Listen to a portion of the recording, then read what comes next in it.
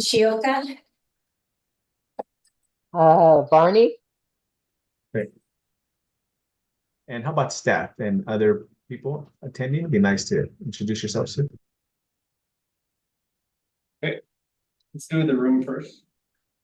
Keith Staley, City Manager. Jim Schmidt.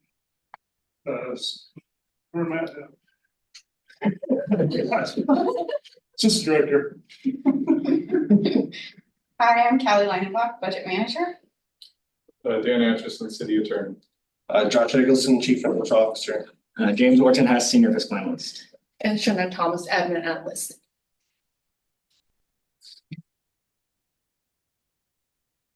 Krishna Namburi, Deputy City Manager. Tiffany Corbett, Assistant Director for Enterprise Strategy. Perfect. All right, thank you very much. Let's see, agenda, next on the agenda is approval of minutes. Would like a motion when someone's ready.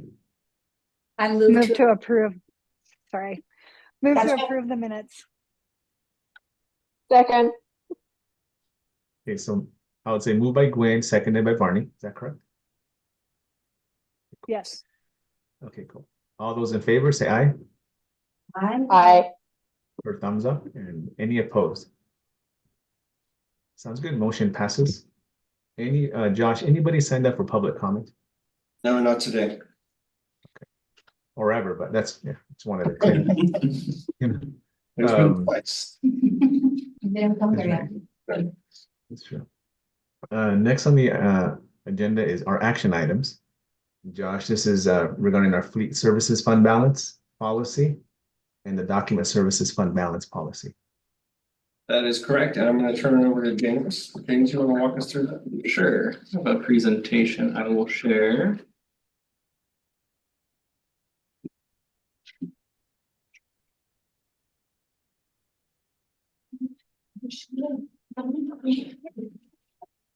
So my name is James Orton-Hess. I am a Senior Fiscal Analyst in the Budget Office, and I'm just going to go over the document services and fleet services fund balance policies in an effort to sort of update or add to our financial policies. These are sort of next on our docket as staff. Currently, there is not a fund balance policy for the document services or fleet services divisions.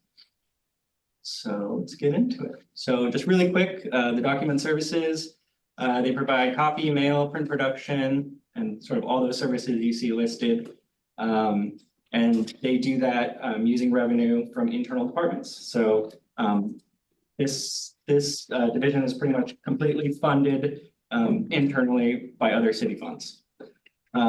So in that vein, who the document services division serves is the City of Salem and Salem Housing Authority.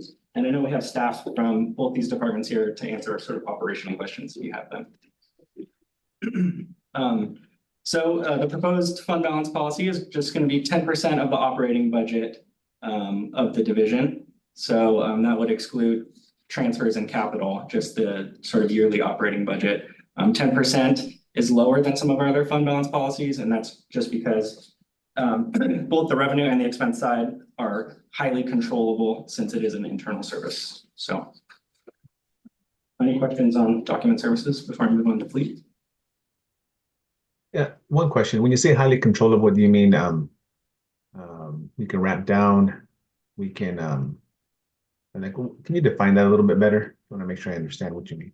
So I guess one of the biggest differences is it's pretty evenly spaced throughout the year. So unlike the general fund where we get a big receipt of property taxes in November, document services is one that does service all year round, and they collect yearly or monthly revenue as well as have monthly expenses. So it's much more regular. And also you can pretty much see, we have a 5-year forecast and those internal services, they're charged to other departments. So if there's a big shift in service or a big price, that's something we would handle internally as opposed to something we don't have control over that you might see in a different fund. I don't know, Jim, do you want to add anything? No, that's correct. Super helpful. Thank you. Josh, this is Keith Staley, City Manager. Would this have dealt with the copier that we needed to replace. That is I just reviewed a staff report for it a few minutes ago. So a couple things there. So this is actually cash in the bank for document services. That one's actually budget authority because the cash is there. You just didn't have budget authority to access it. Right. But yeah, so it can definitely help accommodate large unanticipated expenses. Or if there's large damages or if you had a massive shift in service demand or something like that, that's where those dollars would come from.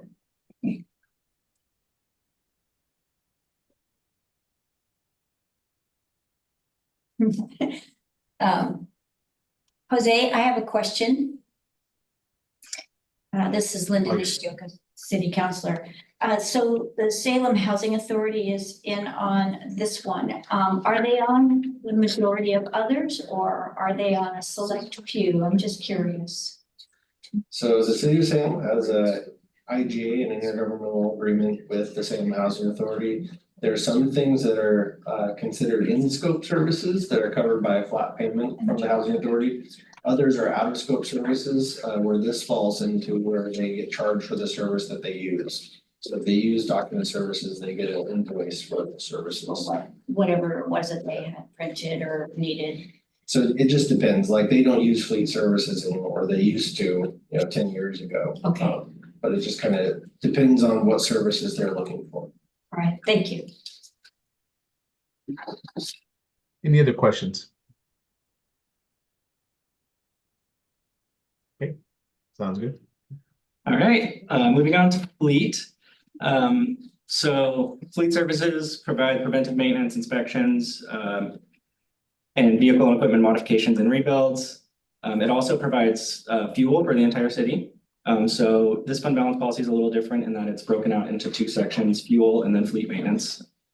The fleet services division is a little more expansive in terms of who it serves. It serves the city as its primary customer, but it does have contracts with the city of Kaiser, the Marion County Fire District, Idana, Detroit Fire District, city of Turner, Almsville, and then it also provides some services to DAS. So it receives revenue from more than just the one stream. However, similar to the document services fund, the large portion of the revenue and the expenses are pretty well within the control of the city. So there's a lot more room for adjustment as we see the financial picture become clearer and clearer over the year.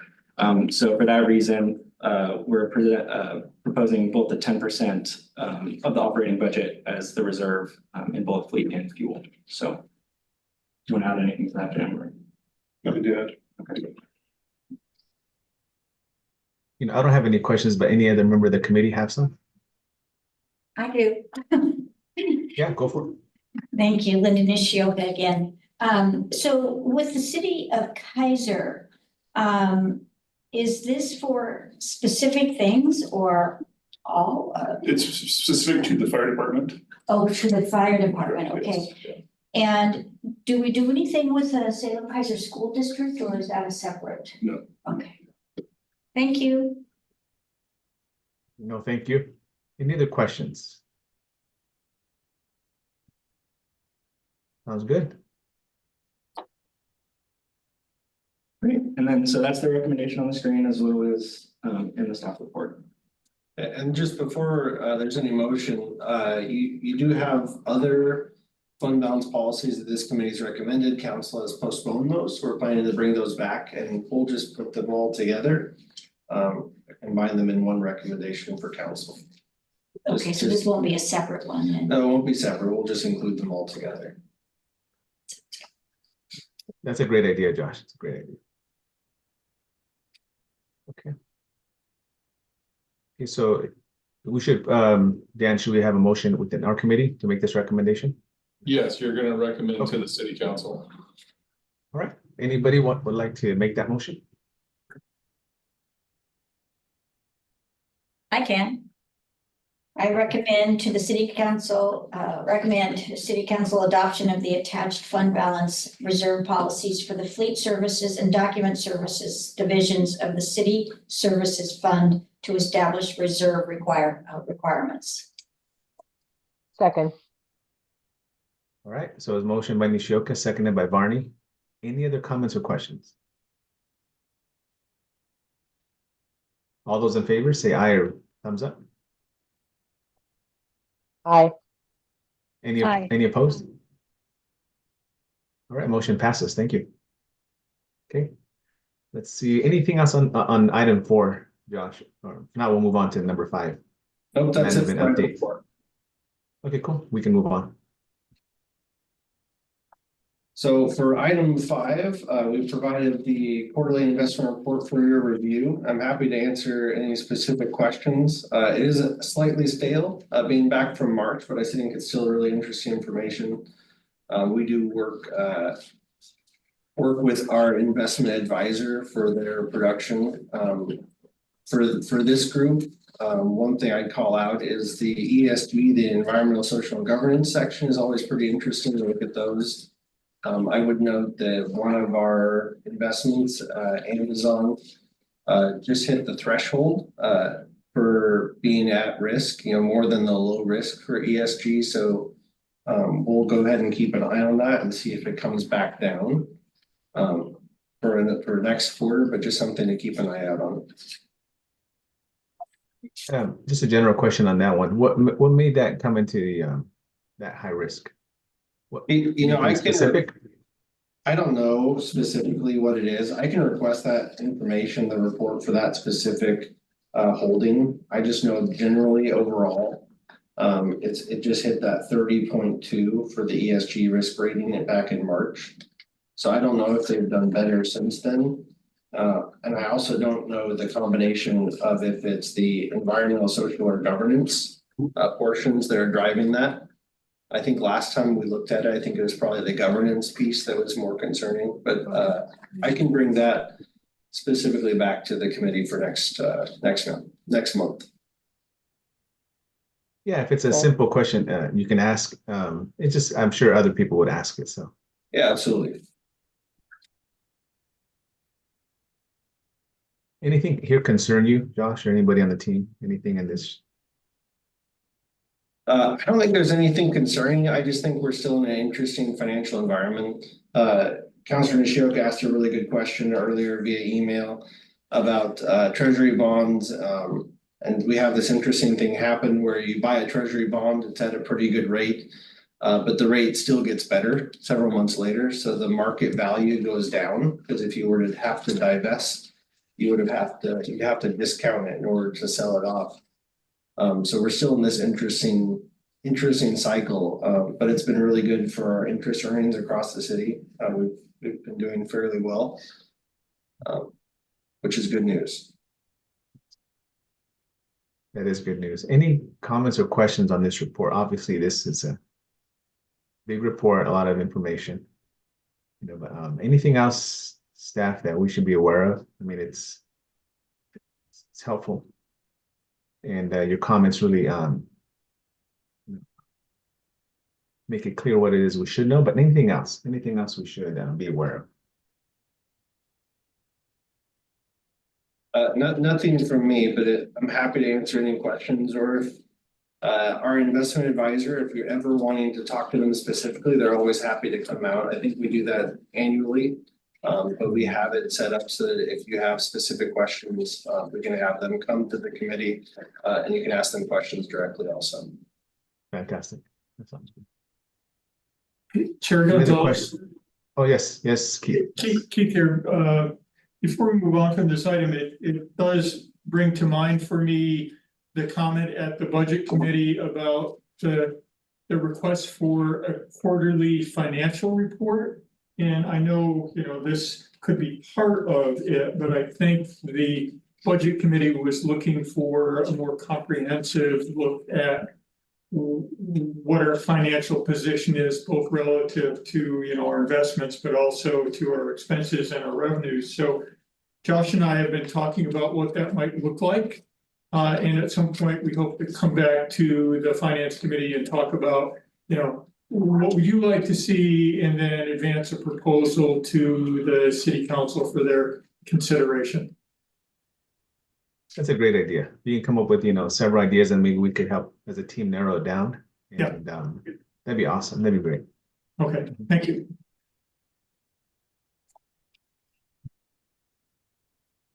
Any other comments or questions on the report? Okay, doesn't seem like there is. Okay, so we'll move on. Anything on continued business? No, we don't have any continued business.